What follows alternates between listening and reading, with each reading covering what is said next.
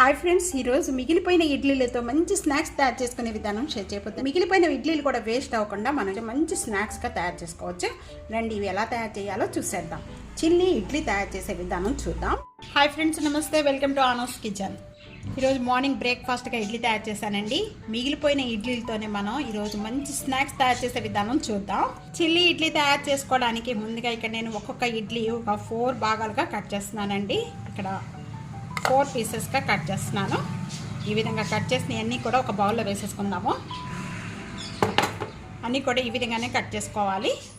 Chilli idli తయారు చేసుకోవడానికి ముందుగా నేను కొన్ని కట్ చేసి పెట్టుకున్నానండి. ఇక్కడ capsicum pieces, red capsicum pieces, half onions, ఒక 2 మిర్చి లాంగ్గా కట్ చేసుకోవాలి ఈ విధంగా. అలాగే రెడ్ క్యాప్సికము, గ్రీన్ క్యాప్సికము, ఈ విధంగా పీసెస్ అన్నీ కూడా కట్ చేసేసుకొని పెట్టేసుకున్నాను. బౌల్లో 2 టేబుల్ స్పూను మైదా వేస్తున్నానండి. 1 టేబుల్ స్పూను కార్న్ఫ్లవర్ యాడ్ చేస్తున్నాను. 1 టేబుల్ స్పూన్ సాల్ట్ యాడ్ చేస్తున్నాను. దీనికి 1 table spoon red chilli powder add చేస్తున్నాను. మీకు ఈ చిల్లీ పౌడర్ యాడ్ చేయకపోతే దీని ప్లేస్లో చిల్లీ పేస్ట్ కూడా యాడ్ చేసుకోవచ్చండి. 1/2 table spoon black pepper powder. ఇవన్నీ కూడా వేసేసి బాగా కలిపేసి కలుపుకున్న వెంటనే కొద్దిగా వాటర్ పోసుకోవాలండి. దీంట్లో కొద్దిగా పల్చగా చేసుకోవాలి. ఈ విధంగా తయారు చేసేసుకొని పెట్టేసుకుందాం. ఫ్రై కావాల్సినంత ఆయిల్ తీసుకొని ముందుగా మనం కట్ చేసుకున్న ఈ పీసెస్ అన్నీ కూడా దీనిలో ఒక్కొక్కటి ఈ విధంగా వేసేసుకోవాలండి. మొత్తం కూడా ఫ్రై చేసేసుకోవాలి. హై ఫ్లేమ్లోనే పెట్టుకొని ఫ్రై చేసుకోవాలి. మొత్తం కూడా బాగా కాగిన ఆయిల్లోనే వేసుకోవాలి. ఈ విధంగా గోల్డెన్ కలర్ వచ్చే వరకు కూడా ఫ్రై చేసుకున్న వాటిని అన్నీ కూడా ఈ విధంగా స్టేజ్లో వేసేసుకుందాము. ఈ విధంగా మిగతా అన్నీ కూడా ఈ విధంగానే వేయించేసుకోవాలి. మంచి కలర్ వచ్చే వరకు కూడా వేయించుకోవాలండి.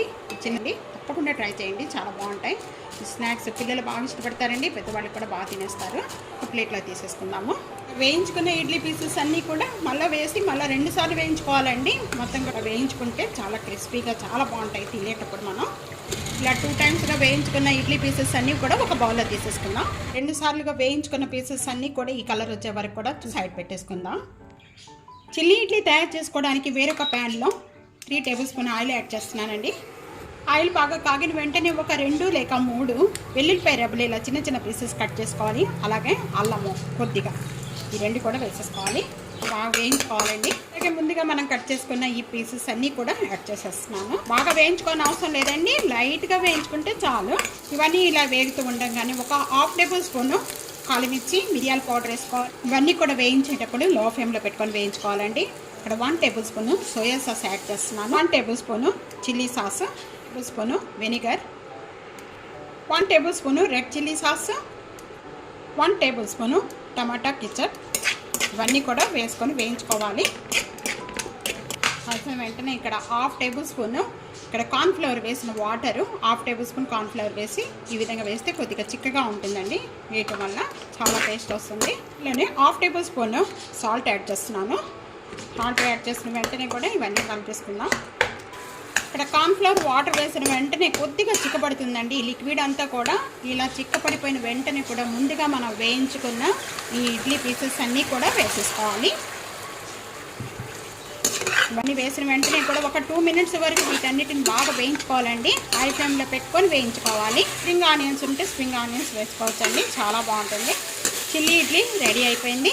ఒక సర్వింగ్ ప్లేట్లో తీసేసుకుందామండి. ఇడ్లీ రెడీ అయిపోయింది. తప్పకుండా ఇదే విధంగా ఒకసారి ట్రై చేసి మీకు ఎలా ఉందనేది కామెంట్స్లో తెలియజేయండి. ఫ్యామిలీతో ఎంజాయ్ చేయండి. సబ్స్క్రైబ్ చేసుకోవడం అస్సలు మర్చిపోవద్దు. Thank you for watching.